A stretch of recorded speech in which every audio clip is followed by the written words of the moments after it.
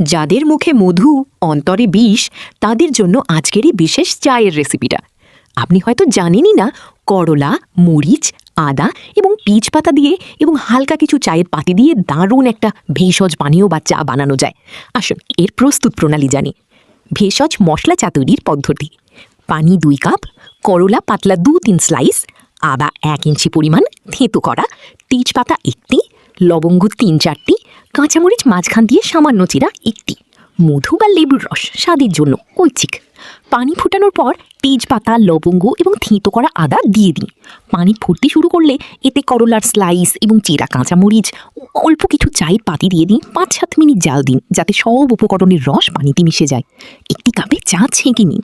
যেহেতু এই চায়ে করলার তেঁতা এবং মরিচের ঝাল থাকবে, তাই আপনি চাইলে সামান্য লেবুর রস বা 1 চামচ মধু মিশিয়ে নিতে পারেন। এতে পানীয়টি সুস্বাদু হবে। খালি পেটে না খেয়ে হালকা কিছু খাওয়ার পর পান করা ভালো। এই ভেষজ চা আপনার শরীর এবং মস্তিষ্ককে করবে হালকা এবং অ্যাক্টিভ।